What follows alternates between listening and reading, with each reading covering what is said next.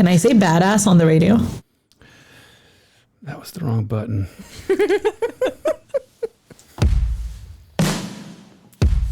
Welcome to Silicon Valley Impact, where business insight meets startup innovation. And now, give a warm welcome to your hosts, Brian Sparks and LL Cool AJ Thomas! Yes, let it rip. They are here, Brian. Way to lean into it. I jacked that up so bad, AJ. We were going to have fun with it, and it was supposed to be AA Cool J, and I apologize. That's fine. I felt like I was supposed to jump into the wrestling ring. Yeah. Well, you know. The fireworks misfired and didn't go off, but they The worst go part off in the back. The first part is that when AJ walked in this morning, she had the sun behind her, and I couldn't see her, and I didn't know her name, and I was just now I'm embarrassed twice. Like she's never going to want to come back here ever again. I was just this angelic being that. No, damn it! Sorry, AJ. Brian, hot on the board today. Yeah, man, this is my show. This is your show. All right. Yeah. Well, I want to make sure I welcome everybody to Silicon Valley Impact. Great. Yeah. Maybe you want to let everybody know what the show is about. This show is about, and I'm your host, Brian Sparks, and AJ Thomas is here in the house as my co-host. The purpose of this show is to have honest conversations about what it takes to build great businesses and communities so that you can make an impact in your own. Thank you. Yes. Oh, we should all say that together. Yeah. Ready? All together now. That you can make an impact in your own. The more you know. Okay, Brian, we got a couple things that we need to talk about, right? Yeah. What do you got? What are we talking about today? Because I know you had a very successful week. You called me and you said, Brian, I had a very successful week. It's been a fun week. And I think what's top of mind is another purpose of this show is to provide our audience and those who come on the show access and some sort of connection. This is an extension of community. And we had Daniel Donaldson here a couple weeks ago. He's from E Vehicles. He lives out in Austin. He has a startup. No. Yeah, it's a very gnarl startup. And it's drones as first responders. Oh, and such a cool... It's a great concept. Yeah, great concept. And this is what the show is all about, is there was somebody who was listening from a venture group, not a venture group, but from an angel group called Sandhill Angels. I love them, by the way. They're an amazing group. Shout out to Sandhill Angels. Shout out to Sandhill Angels. They gave him a call, and now he's in the process of having a conversation with them. So that's what this is all about. Yeah. Okay. So that's one thing. They appreciate that. Yeah. How can I impact the world with this? Okay. So that's a pretty cool outcome, isn't it? That was. I mean, right here on little old Silicon Valley Impact, we actually made a connection that's working out there in the world. Yeah. That's doing good work in the world. And he's really doing good work in the world. That's amazing. And I got to put this on me. I don't say it enough, but that's actually happening more than we give credit to. And I want to let our listeners get the credit for that. So our listeners, thank you for reaching out to us and making those connections. So big shout out. Yeah. Another reach out that we got today or this week that I was telling you about, Brian, was from James Rosebush. He wrote the book Winning Your Audience. For those of you who are watching on YouTube, you can see the book here. He used to work with the Reagan administration. He was chief of staff to Nancy and worked very close with Ronald Reagan. He's known as a great communicator. And he's very interested in the show, what we're doing. And so we're looking to possibly work together in building out an angel network so that we could provide them access to resources from the East Coast and all over the world. So that was really cool. So shout out to James for reaching out. I actually met him the first time at an Opal group in Dana Point a few months ago. And Opal will actually be back in San Francisco. I'll be chairing that. I hope you can go. I hope you all can go. I'll give you an invite. Yes. They'll be here in June. So that's a really great group. AJ, we have some things coming up. We have some things coming up for sure. Yeah, we have some events. Talk about We Are Silicon Valley all the things that are coming through with all the wonderful community builders. Yeah, this is unique because you and I lean heavily on building community. That's right. Isabelle, you can talk a lot about that because you're part of a huge global community yourself. And for those of you listening, I know I'm just babbling on. We have Isabelle and Michelle here. They'll be on momentarily to share with us a little bit. But we have March 7th. We're going to have We Are Silicon Valley. They can go to the Startup Grind website, check that out. That's right. And Transform. And then Transform. That's going to be in Vegas. March 16th through the 19th. Yeah. Guess who's going to be the amazing closeout concert this year?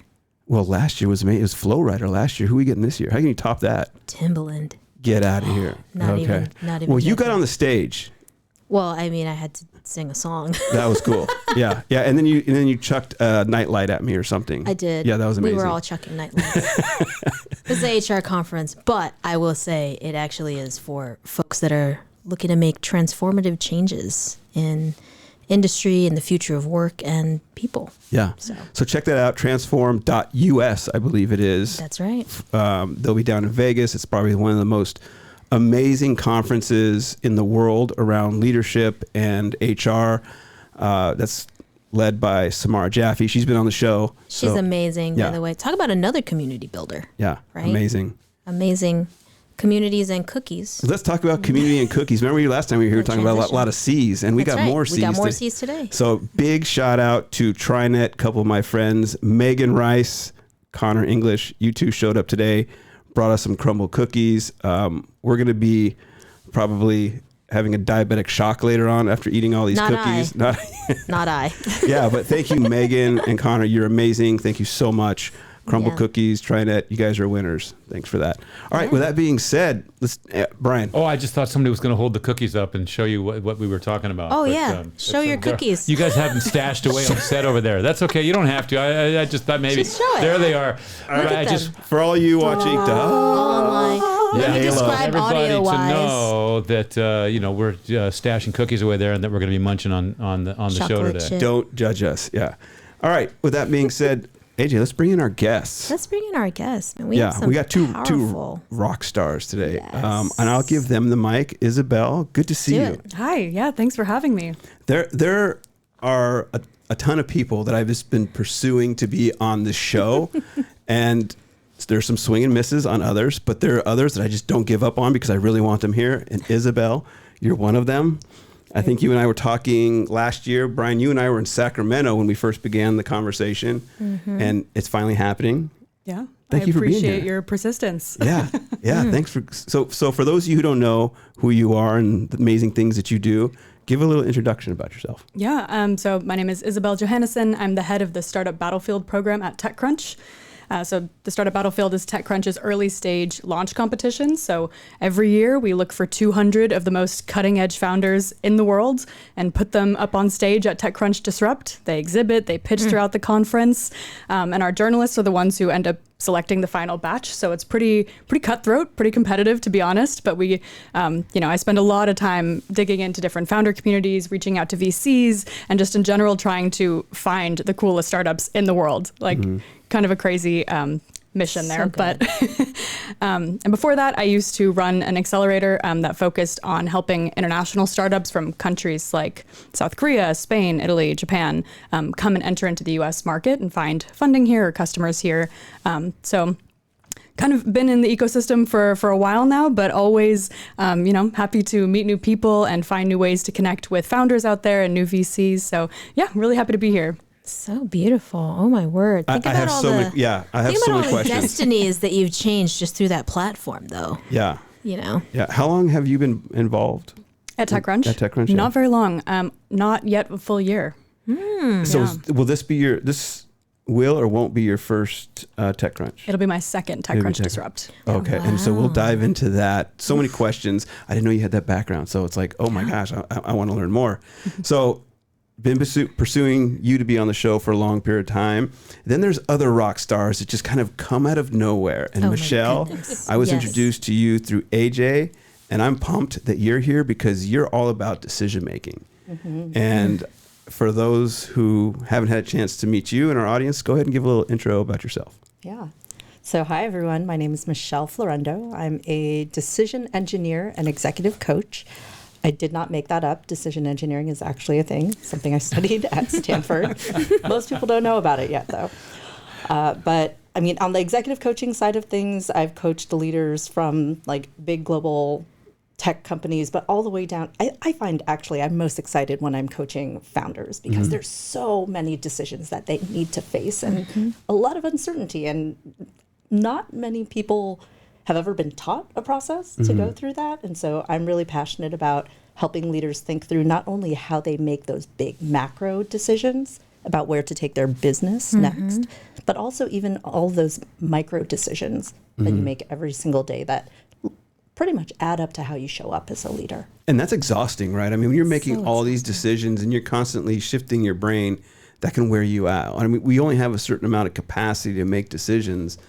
And so to make the right decision as a founder is key. And the insight that you bring to that experience, we're going to dive into that. So love much. Yeah. So thank you for being here. AJ, for those of you who lived on the moon the last year, give a little intro about who you are.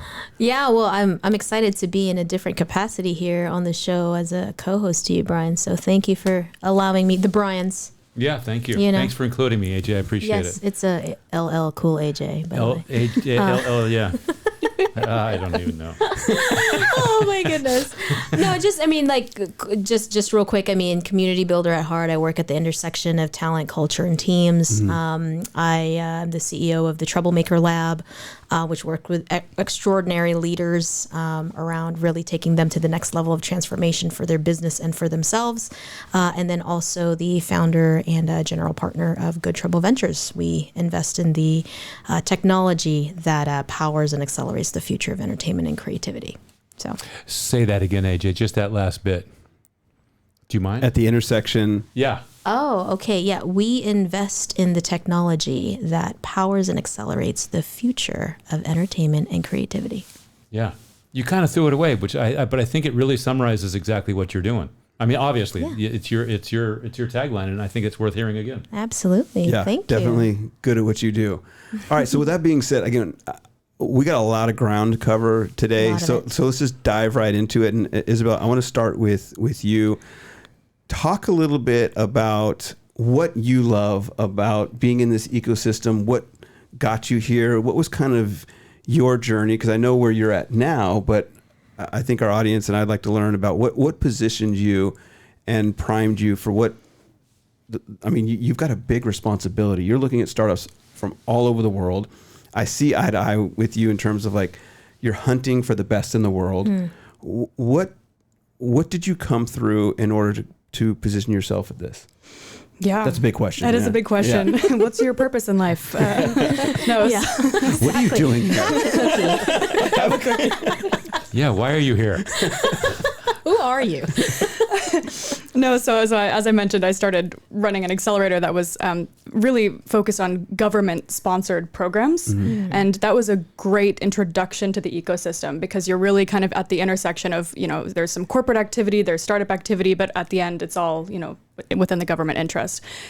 And that kind of opened my eyes to all of the exciting possibilities, all of the founders that are out there just hungry and waiting to especially come to Silicon Valley, not just, in their own ecosystems, they're thriving, but to expand, many of them need or are looking to come to the US. But then it also showed me some of the challenges that there are in this kind of model of government-sponsored acceleration programs, just with really kind of strict or, a little bit sometimes unattainable KPIs that are, governments need to check their boxes.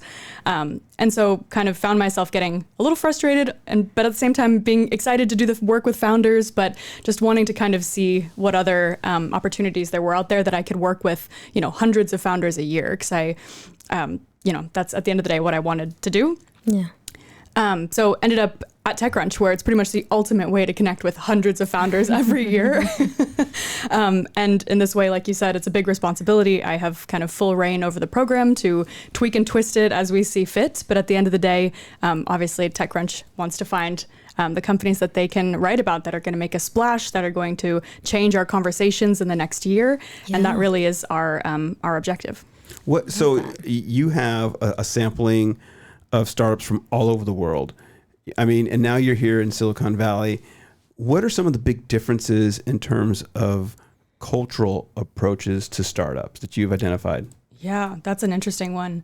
I mean, in Silicon Valley, I think people are just like machines, right? People whip out companies like they're just, I don't know, going for a run every day. They're just like, bam, bam, bam. Next I got another one. It's crazy. And around the world, there's more. Yeah, exactly. And I'm working on another one simultaneously. But around the world, I mean, there's definitely thriving startup ecosystems, but nowhere near to the extent of what you see here in Silicon Valley.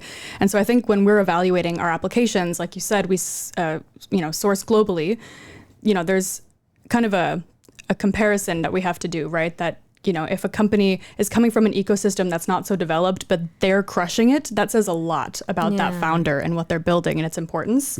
So we value that really highly versus, someone who may have, started 10 companies and half of them failed. That's great. We love that in Silicon Valley, but we also have to take that founder and compare it to someone who is really doing this for the first time with very little support, Right. So what I'm hearing is there are other differences, but really at the end of the day, I mean, from the top, and I'm sure there's more and we'll break it down, traction is what matters. No matter where you're at, you need to have some sort of movement within the context of the market or the environment that they're in. Is that what I'm hearing?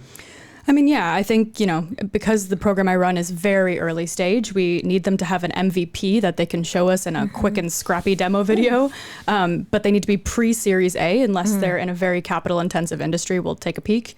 But these are really, they're babies, right? Most of them don't have much traction. And so it can be difficult, right, to kind of help them understand that, yes, customers, yes, revenue, but also if you've done a pilot project that you can tell me about, right? Can you tell me what your initial users are saying? Tell us you're on the track to finding this product market fit. Doesn't have to be the big shiny traction, but that you're making progress.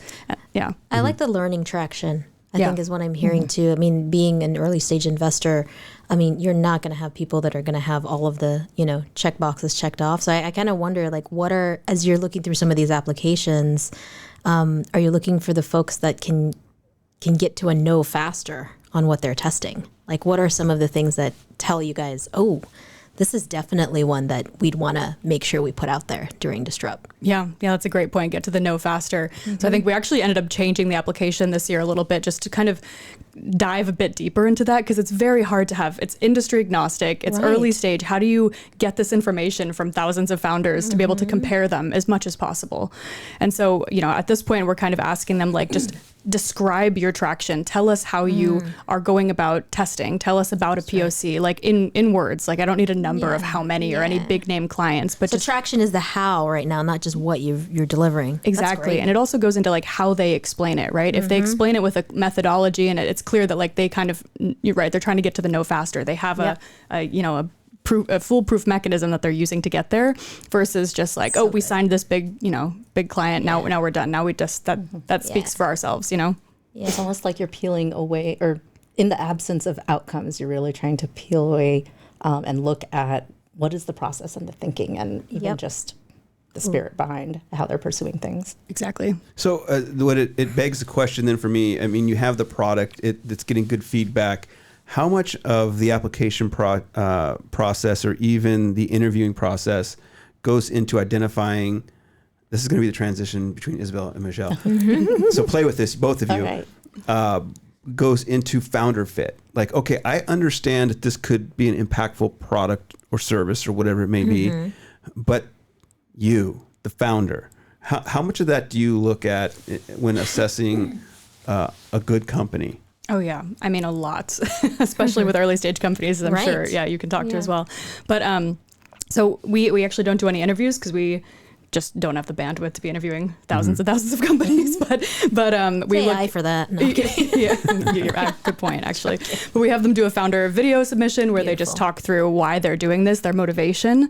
And in that video, it can tell a lot, right? Like you said, you can talk about why are they building this company? What gets them out of bed in the morning? And you want to invest in a founder, or put a founder up on the TechCrunch stage that isn't going to give up when things don't go well. That's right. And so, I think that it's hugely important. And for us, there's a little section on the application. Why are you the best person to build this company? Really just founders dive deep, they get pretty deep into that, right? Like, I live, eat, sleep, and breathe fintech. We get all kinds of crazy responses. Wonder So what I that mean, tastes like. Fintech. It tastes like fintech. It actually tastes like sharks. I see what you did there. Yep. Okay, so Michelle, I'm going to look to you now. You do decision engineering. Unpack that first a little bit, Yeah. and then my follow-up question is going to be, and you can just segue as you like.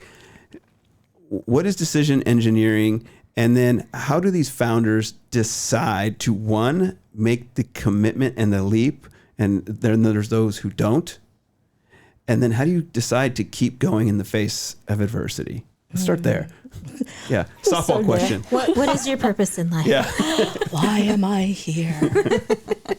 Well, let's start with the first one. What is decision engineering? And so I use the term decision engineering because that's specifically what my track of study was within the management science engineering department at Stanford. Other places, it's sometimes also known as decision analysis, but really it's a field that's existed for the past 50 years. Most people don't know this. It's an entire field all about how is it that you approach decisions in a way that you can optimize them, even in the face of uncertainty. Now, what historically that's been is a lot of probabilistic analysis, but what I tend to bring to the masses and teach people is... Power through it. I'm just going to adjust your mic a little bit. So what I tend to bring to people is, I think there's a common fallacy when we think about decision making and the quality of decisions. We often think that, if I make a right decision, what right, and for people who are just listening to this, I'm putting air quotes around right. What right means is, if the outcome is good. But that doesn't give us a way to tell when, at the point at which you're making a decision, how do you know whether it's good or not? And so really the quality of a decision, whether a decision is right or not, is not actually equal to the outcome, because there are all sorts of other things that can happen. And so decision engineering, decision analysis, it's all about how is it that you can make good decisions even before you see how things turn out. So it's much more process oriented than outcome. You say it's not tied to the outcome, but indecision is definitely tied to what we consider about the outcome. So Yes. indecision is very much tied to the outcome because you don't want to make the wrong decision. Well, that's one type of indecision. Ooh. I've been playing, as I've been Spicy. coaching people for like the past 13 years, I find that there's different types of indecision. And yes, one of them is this fear of a bad outcome. And that like, I don't want there to be a bad outcome. I don't want to be responsible for it through the decision I make. But that also is an assumption that, I am the sole person responsible for anything that happens. And that's kind of, if you think about it, that's a lot of ego. It's kind of like, I control the world. If I decide it is so, then it will be. Yeah. Or very much a martyr. Yeah. Right. Yeah. Yeah. And so a lot of what I teach or coach about is really focusing on the process. And I think you talked about, how do people make this big decision to go and do, again, I'm going to put in air quotes, a risky thing, entrepreneurship. I mean, inherently, a lot of people may think about it as risky, but risk is always linked to your objectives or what it is you want to see in the outcome. Like when I heard Isabelle talking about these founders, right? They're willing to risk certain things, like, there are financial risks, there are opportunity cost risks, but sometimes they make the decision to go out and do something because they think that the bigger risk is to not try to get the outcome that they're wanting to see. That's I've often heard that that's tied to the fear of regret, because it's oftentimes we don't regret the things we do, Right. but this as much as the things we don't do, right? Because if you do, then you can correct, or you Right. you could learn, or you could be grateful. There's something to be said about it. But it's the indecision, back to Brian's point, that ultimately generates the dissonance maybe in not making decisions. So my next question is, I mean, it's one thing to have two choices and like, do I get the burger or do I get the burrito, right? Well, but it's another thing to have this cognitive dissonance tied to it. Well, there's great reward going out there. But there could be failure. But I got this this risk factor. Oh, but it is tied to these things that really stretch you. Right. What uncouples that before you can decide and set aside all those other choices? Because I mean, correct me if I'm wrong. I've often heard that there's choices. There's all these choices that you have, but then, paths. there's different paths.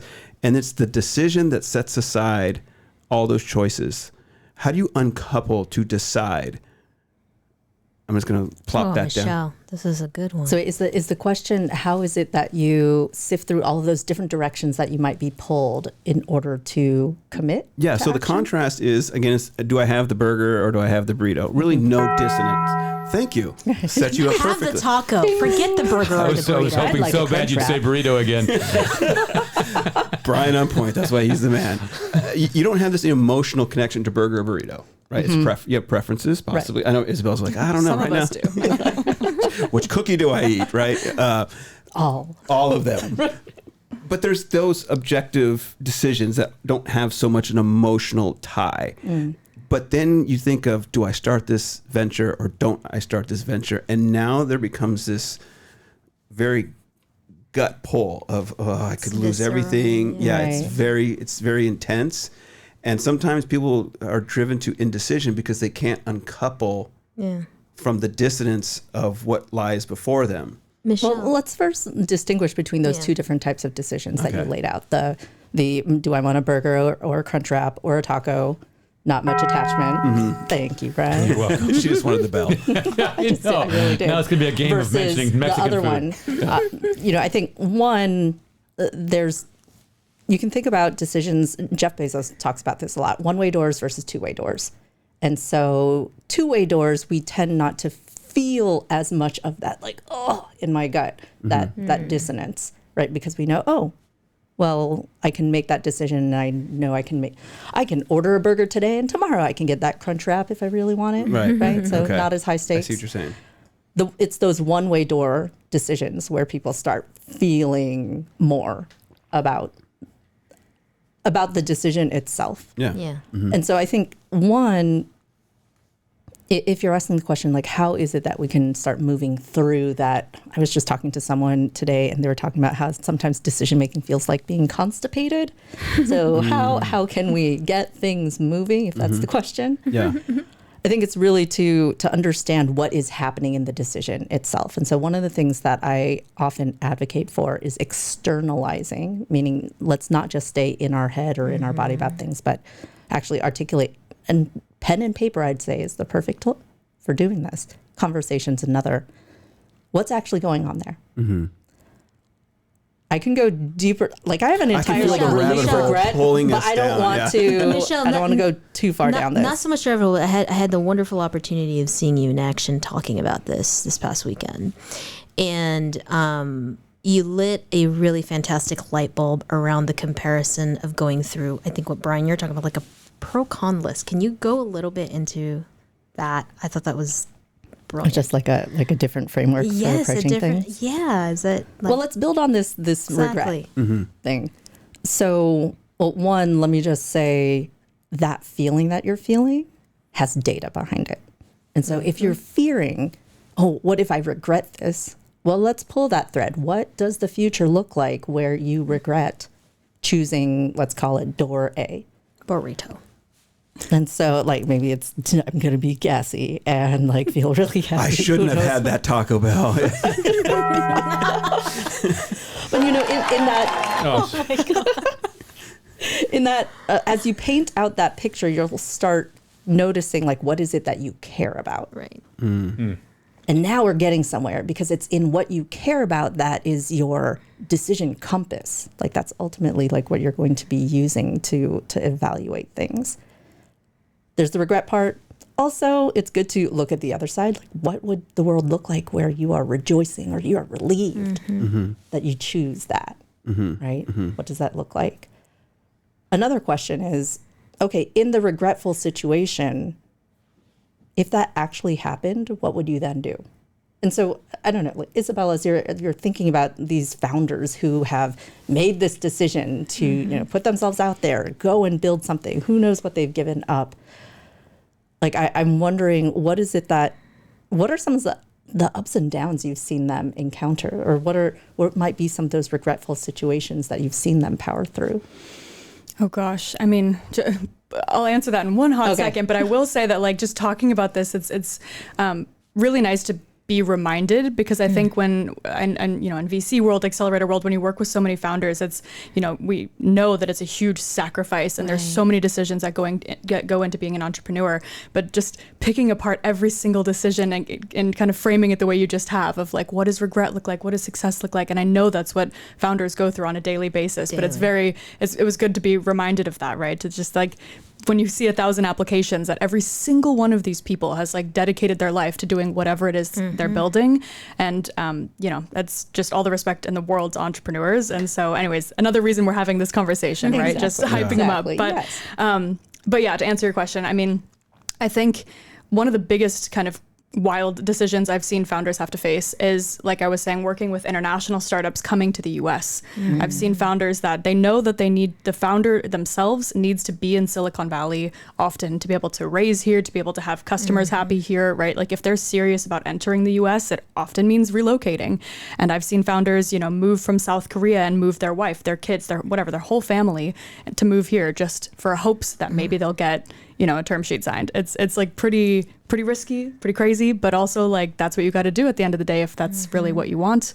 And I mean, I would say probably one of the most crazy decisions you'd have to make in your life is to just uproot everything, right? Yeah. But it's worth it to them, right? And because they see what the upside is. They see what's the possibility. And the vision, right? That, I mean, I know for myself, I do not have the entrepreneurial spirit. I wish I did. But stuff like that would scare the mess out of me. So, I mean, it's just fascinating to think about everything that goes into those big decisions. Yeah. So part of the equation, I think, when it comes to founders is the ones that win have passion, and where that comes from is unique. One of the things I think Michelle, correct me if I'm wrong, that coaches look at is, well, what's your story? What pain are you coming out of? Even a student asked me, I was teaching at Foothill a few weeks ago, you know, what is entrepreneurship? What makes a great entrepreneur? And what came to my mind is I said, well, entrepreneurship and startup is built upon pain. It's one, either the founder has experienced it themselves, and like for example, Rich Larson, Be Safe. We talked about him last week, where something tragic happened to his daughter. He was then motivated to create something to keep her safe and other, you know, people safe within his family, and that just his passion drives him. And so it's built on pain or seeing it empathetically in others. Oftentimes that's missing in founders, where they see just an opportunity. But first, the great ones will see, I identify that pain. And I'm going to solve that. And then passion is born. And passion drives you through the pain and frustration and sifts through the choices and beelines for that urgency to move forward. Yeah. And so I think that's the unique part of the equation with founders is, have you been inspired enough with passion to power through the emotion? And a lot of them have emotional intelligence. Some are, others are completely disconnected and can power through. You can figure that out along the way, but robots, right? But really, I think that is what's so powerful about great founders, is their empathetic compassion, or their empathy and compassion that then drives their passion forward. I mean, and so how does that go into decision making? Well, I mean, like you said, that's part of the engine that allows them to move through risk. And I think it's one part passion, and then also just remembering their own resilience, like their ability to bounce back. So if a regretful situation, so Isabelle gave that example, if they do come to Silicon Valley, they uproot their life, they come and whatever they were wanting doesn't pan out, what would they then do? Like going back to, okay, all of the things that got them to this point in time, all of that passion, all of the skill, the knowledge, what could they then do? What would be the new decision? And then also, if we are thinking about futures, being able to think ahead, even ahead of the decision, okay, are there ways that I can mitigate that risk? So I think it's one part passion, but also remembering like their own capability of powering through and rebounding. I'm hearing another element too, in great founders is there's this contrast. I think with passion, you can move very quickly. At the same time, you can be very patient. And so, I mean, though there's urgency at times, look, I'm running out of money, I've got to figure this out, they can become creative. And I know, and I'm sure, Isabelle, you see this a lot too, is a lot of times founders are in crisis mode, right? Because they just have enough money. Solving everything. Yeah, they're solving everything, and they only have a little bit of runway, right? A little bit to burn. And so they have to constantly be creating. And we talked, I don't know if we were live on the show yet at the time, but when you have all these choices and you're constantly making choices day in, day out, it's exhausting. And recalibrating your strategy has got to be exhausting. So I guess the question becomes, I'm going to toss this out to all of you, is how does a founder recharge? Right? How do they say, look, I just got to push this away? Because there's days where I'm just obsessed. I'm locked in and I've got to force quit. So what message, in your experience, Isabelle, Michelle, how can founders just take care of themselves so they don't crash? Yeah, I mean, I would say that running acceleration programs, we got to see a lot of really good like founder to founder kind of relationships and relying on each other, because I think being a founder is a very lonely journey, right? Like maybe your life partner can sit there and listen to it all day long but doesn't get it, you know, or your teammates don't quite get it because it's not on their it's not on their shoulders, it's not their company, they just work for you, like, you know, having a co-founder, I mean, you know, that's fantastic when they have a co-founder or two, but there are a lot of solo founders out there. Sometimes two co-founders need another perspective. So just kind of the spirit of being in an acceleration program or founder communities or just places that they can sit down and just like, listen, I'm facing this problem. Maybe you're in a different industry, but like, tell me how you worked through this, or like what you've heard, or just being able to kind of like almost like founder therapy, if you will, talk it out. There's like a community of folks that understand the pain that you're going through. Yes. Being able to have a conversation.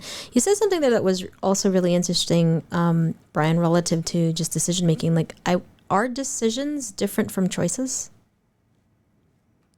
So would you like me to go into some definition mode? I'm just thinking from a founder's perspective, right? Because sometimes when you're going so fast and making all of these things that need to happen, you might miss where it's, I think actually that a choice is different from a decision. But I just want to kind of think about that founder that's like, I have to do some of these things right now. I'm going to How make a can you decision tell? right now. Yeah. Have a decision. You're going to have a cookie. Brian, I'm going to make a decision right now, too. That's AJ, I think that's an amazing question, and I can't wait to get back to it. But I am going to let Brian have that cookie, and I am going to just take a short break. Cookie break. So we're going to be right back. We'll be right back. Let's be right back.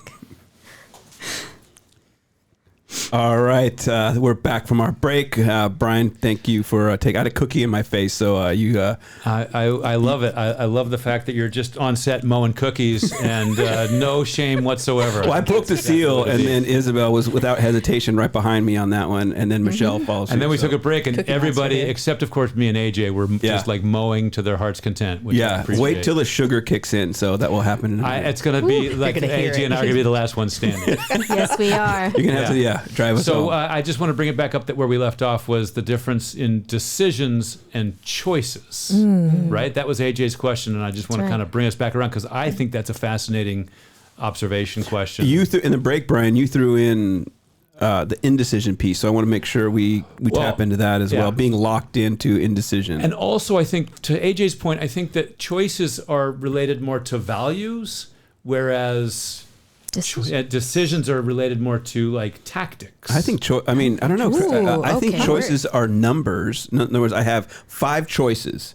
I'm deciding on the second one. That's like if I have 5 doors, I have 5 choices. I'm going to decide on the second door. That's how I don't know. So they I don't, are different. Michelle is super patient too. I know, Michelle's like, I'm chopping at the bit. I'm a coach, so most of what I do all day is just Listen. listening for how people are making sense of things, because I'm listening for how are people defining things. So Brian, it sounds like you were thinking of choices as options, but for AJ, it seems like choices may have meant something different. No, I mean, I think there's a how and a what, and which one's the how and the what? Just to be very direct. Well, I think what I hear you saying is like, I've decided based on, my favorite number is 2. That's why I chose door number 2, because that's the interpreting it in the same greatest way. Value. Yeah. Okay. Yeah. Yeah. Michelle? But is there a difference between... What are we thinking, Well, Michelle? I guess for me, if I were to dig into decisions and definitions, I think about decisions are just like the whole process of it. Yep, that's the how. Every decision, now I'm going to... Give me a sign if I go too much into teaching mode. I think everyone's like down for teaching mode. Let's do it. So, Bring it on. So every decision, big or small, individual or group, personal or professional, always has 3 components. And so this is a framework that Professor Ron Howard, may he rest in peace, would teach at Stanford. And of those 3 components of every decision, so the decision is that overarching process, one component is your objectives or your values. Like, what is it that you want to see in the outcome? That's one. Another component are those choices or options or paths, alternatives. It's basically like, what are you choosing among? And then the third component is, what information do you have on how those various paths might deliver against those objectives, the things that you want. I like that. It's 3 different layers to look at. Man, as a founder though, like that's just, sometimes you're just like, whatever's in front of me. I got to make this work because tomorrow I don't know if I can run payroll or I'm not getting the wire in for my investor in time. But what I've felt as you were talking, like there's these stations, like we're looking to define it. So there's this, logical next station to go to. Well, if I take in the data, if I weigh the value, then it'll get me to here. But one thing I as I was tracking you, started to think of is what will be my choices following this decision? So for example, sure, I can weigh the data, sure, I can weigh the uncertainty, the risk, the value, and then decide. But if I have forethought, I can see beyond the decision, and will this decision give me more options? Right. And maybe I don't want more options. Maybe I want to be fully committed, and this decision will then continually eliminate other decisions. Right. So now you're talking about how optionality is one of your objectives. Like, you don't care about that. Right. So like in chess, you want to continue to have more options. In relationships, if you're married, you want to just narrow this down. Like, will this one decision sustain me to be single-minded moving forward? And so I think if we take those contrasting perspectives, and I mean, we've talked about what you're saying, those elements and passion and now forethought, will this give me greater resources moving forward or resourcefulness or purpose? That goes then into the decision-making process. So it's not just linear in the sense of one station to the next, it's going forward and looking back, almost like forethought and then hindsight. Right. Multiple perspectives. I don't know. Did I go off the rails there? No, I mean, like in the field of decision engineering, decision analysis, we actually draw that stuff out in decision trees. But I think it's unreasonable to ask people to do that with every single decision. But How do you know when it's just gut? I mean, gut is a source of information. Like if you think about it, we have 3 different centers of intelligence. Like one is cerebral up here in our head. One is emotional here. I mean, we usually refer to our heart, and then one is somatic. That's that gut instinct. That goes back to what you were saying earlier, is the body's keeping score, right? It's like the body is going to tell you something and you should listen to it. Right. Is it because it knows something from the past, or is it because it's connected to, like, when you're in harmony with somebody and you can kind of like, oh, I sense what you're saying, or the environment, oh, I sense what's going on here, danger, or new good option. Is it that, or is it have memory, or does it have its own sensory system? Okay, I'm geeking out here. It's a cookie. I'm going off on the cookie right now. All right. Yeah, you're like a kid who just ate a cookie. Yeah. Yeah. Sorry, it's almost nap It's time. gonna be You nap and I time. could be Yeah, the only it's one nap left time soon. standing here. I just spun out. Go ahead. Sorry, guys. I mean, it's a lot of those things. I'm not a psychologist, and I feel like there's a lot of emerging science right now on the brain-belly connection. But I've heard someone talk about intuition, that feeling, as the summation of all of the experiences you've had up until this point in time.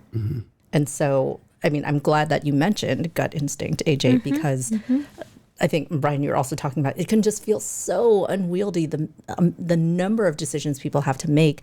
If you are only using one center of intelligence, Right. it's going to be exhausting. Right. And so I think part of what I work with people to understand is how is it that they can use all three, because gut instinct takes a lot less energy than cerebral. And there are ways that you can bring both into the equation. Isabelle, do you find that like with founders, they use more their gut or their cerebral, or when you're Cerebral. seeing- I mean, we see a lot of brainy founders, right? These people are very, very smart, but a lot of times it's, it could, because it's such a, there's such big decisions that they're making regularly. I feel like, making gut decisions when it's kind of, millions, billions of dollars are on the table, people are hesitant to do that. They want the data, they want to see, they want, to fact check Right. that like this is going to work.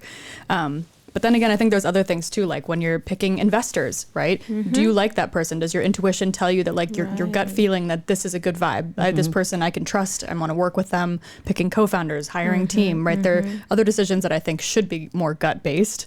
But, I mean, it really depends. When we were talking a little bit earlier about indecision, it made me think of just how many founders we see that are really struggling to like pick an industry of focus. And let me kind of step back by saying that like they'll build this tech, there's a problem, but it could satisfy many needs from many different customer groups and many different industries, and they want to keep all of the doors open. Right? And we see this with early stage a lot, that like they're not kind of ready to be married to like one, if not two.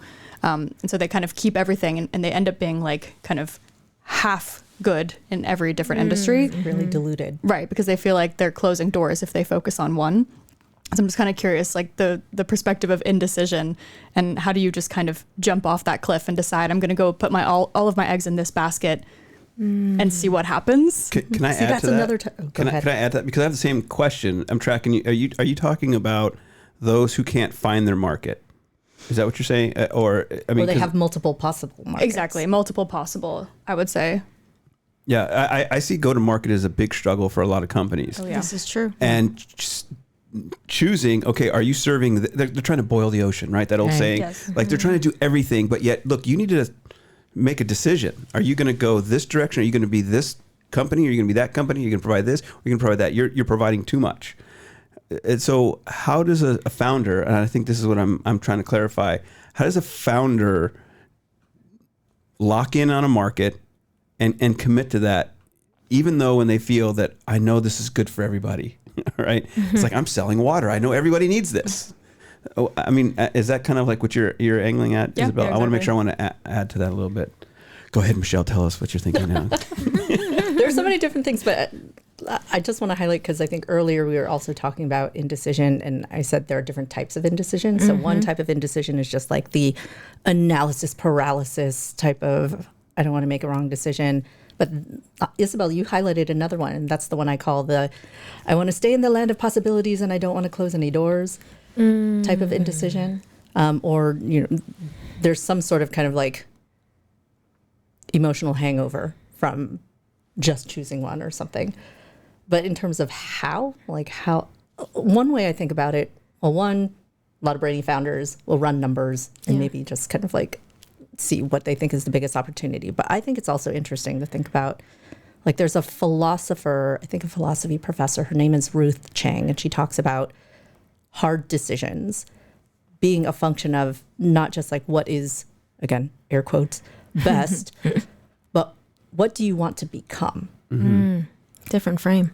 Right. Like, it's through decisions that the companies we build become what they are. And so it's not just like some objective what is best, but like what is the decision that you can put your weight behind. I think, Isabelle, you were talking about passion and how sometimes as you're looking at these applications, you're looking for that passion or that spirit, like the je ne sais quoi that like enables entrepreneurs to be successful, right? And I think there's something there about and that's why I'm an advocate for not just thinking about decisions just from your brain.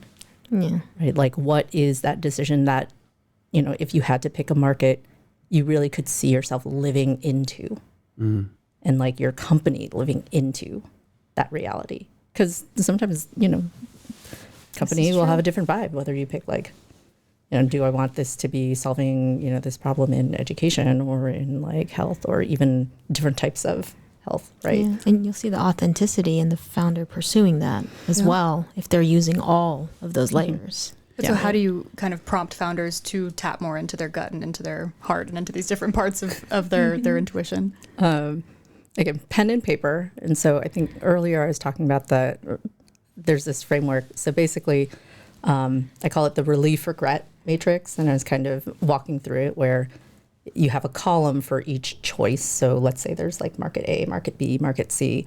And you think first, okay, what's the upside? Like what does the world look like where I am so thrilled and relieved that I chose market A? Mm-hmm.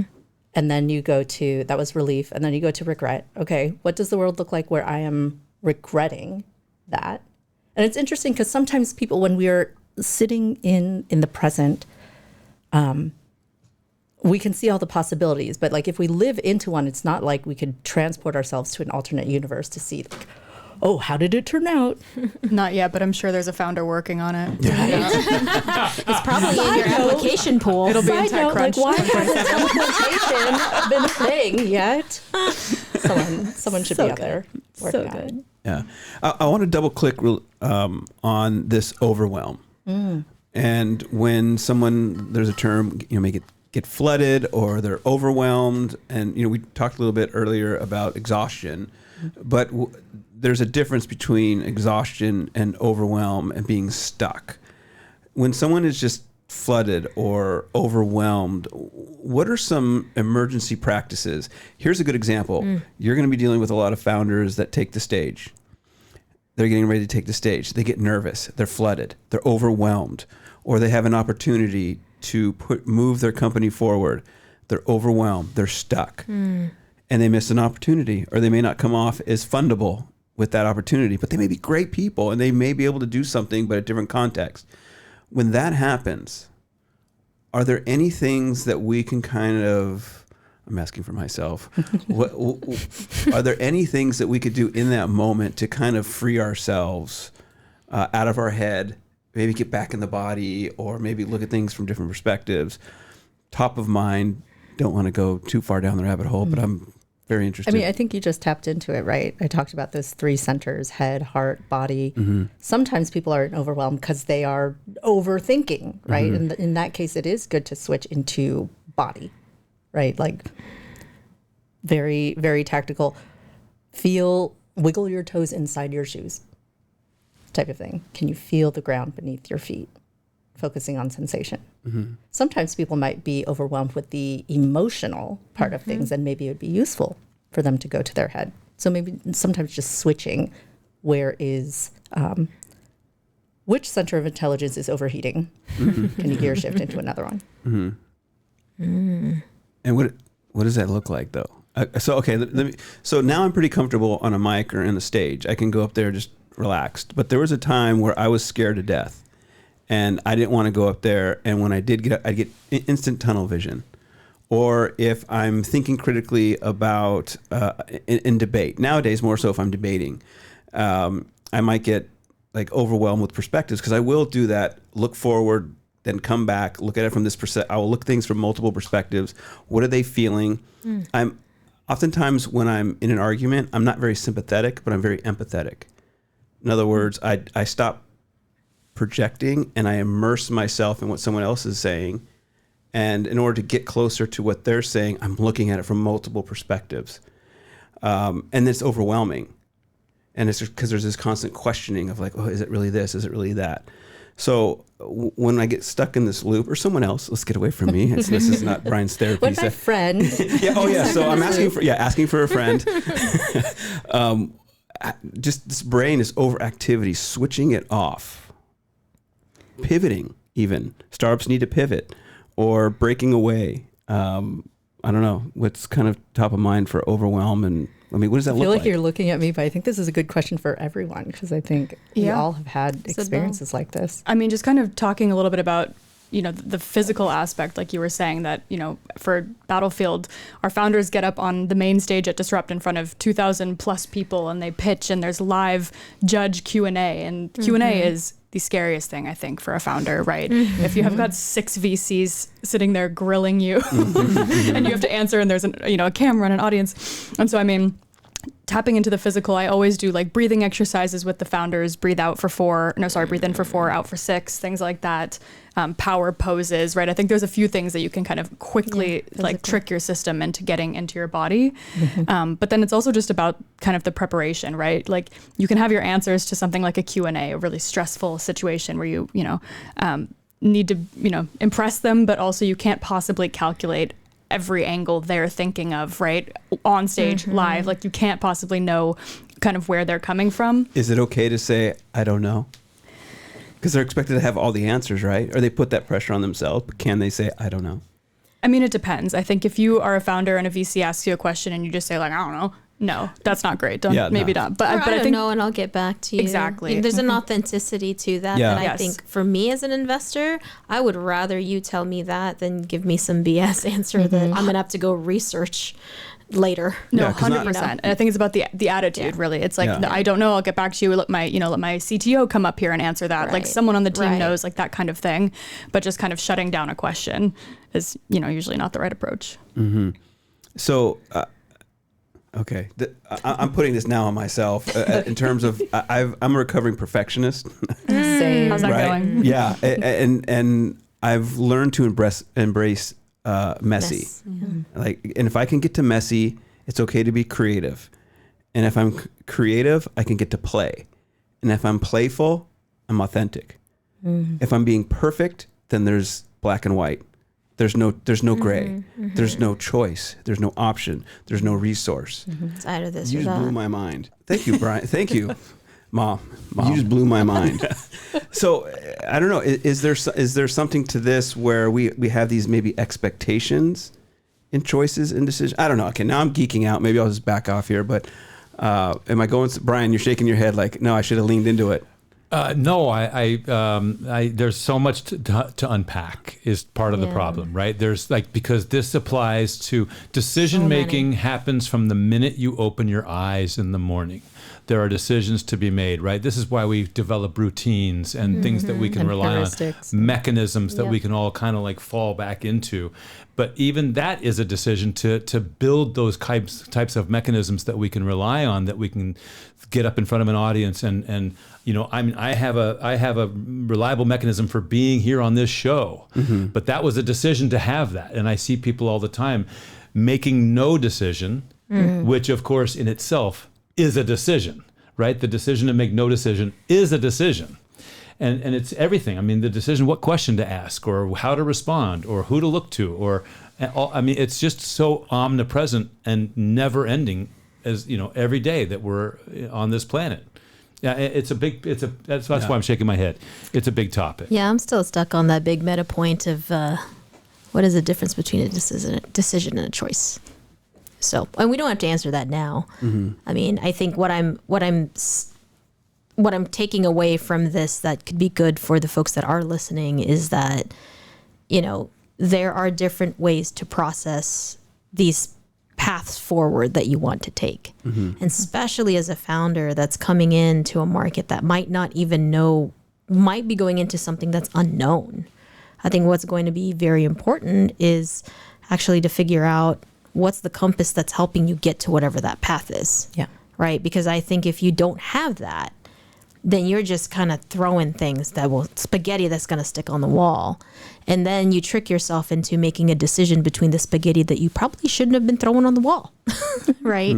So it's that sense of grounding that will allow you to be more authentic, right? And I'm sure as you're going through all of these applications, you can kind of sense that, I mean, right? absolutely. Looking for founders, as we were talking about earlier, that have experienced the problem themselves, or they have, just empathy for whoever's experiencing that That's right. problem. They're solving a problem, because, we see quite a few early stage founders who just build a product Yeah. and find a market for it, right? Right. It's not really solving a problem. It's just like, this is Yeah. cool. This I is built like, this. especially if it's just like a very cool tech, but we need to find someone who Yeah. needs this, right? That is, not the ideal Right. situation, I think, for starting a company. And that's something that we can smell pretty quickly in an application, right? Yeah. Like, is this just kind of something cool that they're interested in, or is this something they like live Yeah. for? And I mean, that's what's going to get you up in the morning, right? If it's Yeah. just something that's cool, like a lot of people get bored and give Well, it up, but I mean, part of some of the things, my background in the Moonshot Factory that really built a lot of the DNA for how, we've approached looking at founders and looking at what we invest in. I mean, we had this very simple Venn diagram around what a moonshot is. And a moonshot is at the intersection of a huge problem, a radical solution, and a breakthrough technology. And if you don't have each one of those components that doesn't align, it's probably not a moonshot. Because if it's just a huge problem with some sort of breakthrough technology, but it's not a radical solution, somebody might just go replicate that, right? If it's a breakthrough technology and there's a radical solution, but it's not a big enough problem, who really freaking cares, right? If it's just a huge problem with a radical solution and no technology, well, how are you actually going to deliver it, right? And then having the opportunity to get to know faster and experiment, and to your point of being a recovering perfectionist, actually, if you can reframe what perfect means, and perfect could mean how many iterations do I need to get through so that I can get to know faster on this thing, so I could take that capacity and put it into something else that I'm building to accelerate.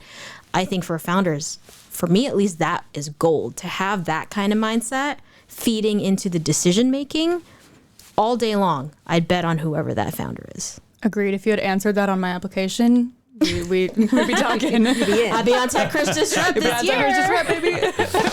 Someone's going to take the transcript, put it through an AI, and then submit it to you. No cheating, no cheating. Brian's going to submit it. He'll be on stage next year. That's good. Well, okay, as we kind of get to the end of the hour, I definitely want to just summarize a few things and give you all a chance to really start to give our audience a take home. Isabelle, I'm going to start with you. You've got TechCrunch coming up. How can founders get involved? What do they need to start thinking about? What's that journey? It's kind of a high level question, but I'll just kind of plop it in your lap and see. Yeah, absolutely. So TechCrunch Disrupt this year is October 27th through 29th here in San Francisco at Moscone Center. And if you are an early stage founder or a VC with a portfolio of early stage companies, pretty much the main way for founders to participate in Disrupt, right, to exhibit, to pitch, is through the Startup Battlefield program. So again, we take 200 founders from anywhere in the world building in any industry, as long as they have an MVP they can show us, and they're pre-Series A. Unless they're in a very capital intensive industry, we'll take a peek. But really, we're just looking for these moonshot ideas, like you said, right? We're looking for these ideas that are newsworthy, right? Like, what is going to change the game in the next year or two or more? But like, what is going to be kind of the topic of conversation? Who is kind of trailblazing in the sense of what you're building? And to give some insight, our journalists receive kind of a package of companies. Like, our fintech editor will look at all the fintech companies, right? And they pretty much go through and say, like, this is old news, this is cool, this is disruptive. Oh, this founder has a really interesting background. I bet they're passionate about this. Or this has been done a million times, right? So it's with that harsh lens that they're being judged. Right. And it's a pretty competitive program, right? Less than 1% of companies that apply make it to our top 20. That's great. And so a little bit about the benefits of the program. Again, you can exhibit at Disrupt for free. The whole program is free, actually. You can pitch at Disrupt. There's also a series of masterclasses where we bring in top tier VCs and industry experts to kind of hype up the companies and give them some one-on-one time. And then we pick the top 20 companies of the cohort of 200. And those top 20 companies get up on the main Disrupt stage with thousands of people in the audience, and they pitch for 6 minutes and they live demo, which is always interesting. Wow. Anything can happen. And there's live VC judge Q&A. The winner gets $100,000 equity-free prize money.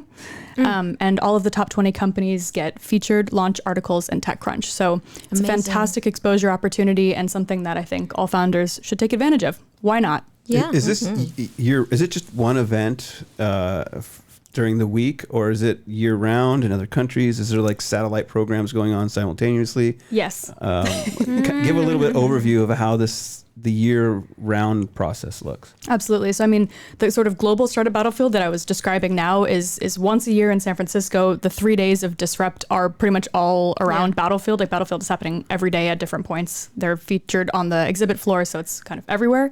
But we also run Battlefield in different regions around the world to really put a spotlight on what a specific innovation ecosystem is doing. So we did, in Brazil, right? We've done it in Europe many times. We even did one with the NFL back in the day to like specifically look at sports tech and highlight all the cool sports techs. And then, so I mean, it really depends.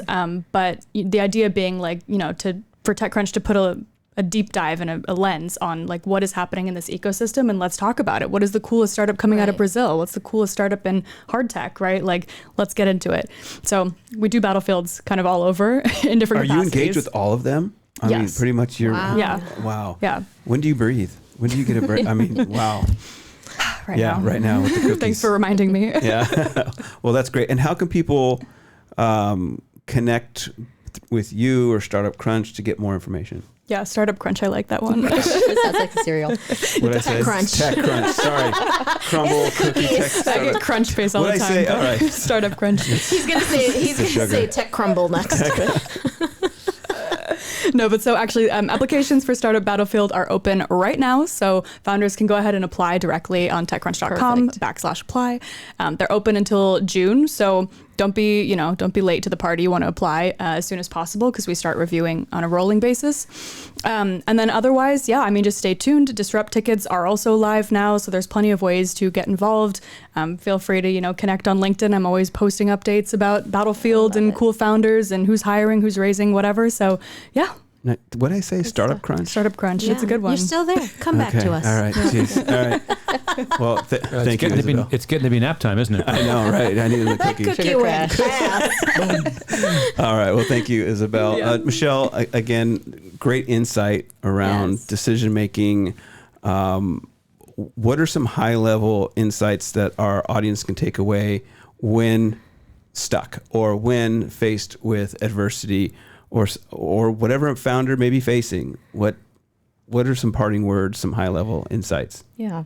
So I'll go back to the piece around if you're really stuck and feeling constipated about a decision, often it's because you think that the quality of your decision, whether it's a good decision or not, is attached to the outcome or equal. And so I think just taking a step back and understanding the part that you can control, which is your process, sometimes will take a little bit of the edge off. If you're feeling stuck, you can go back to those three components, your objectives, the different alternatives you have, and information, and see if you can identify which component are you getting stuck on, or even which component have you been overthinking and then which one have you not thought about at all. So that, again, with that switching. And then to recap what you said around the flooding and the overwhelm. Again, we are best when we know how to integrate our head, heart, and body, get them all on the same page. And so if you're finding overwhelm in any one of them, explore ways to lean into the other. Yeah. And that alignment is really what defines, I would say, emotional intelligence and engineered decisions. Nice. And how can people connect? I got a question also for Michelle before we wrap up.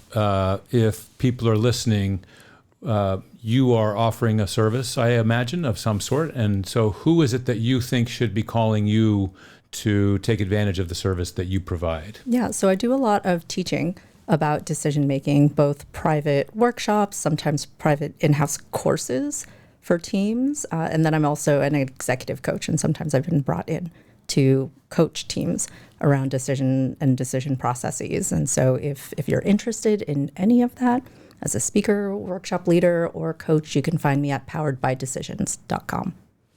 Perfect. Wonderful. Thank you. AJ, Amazing.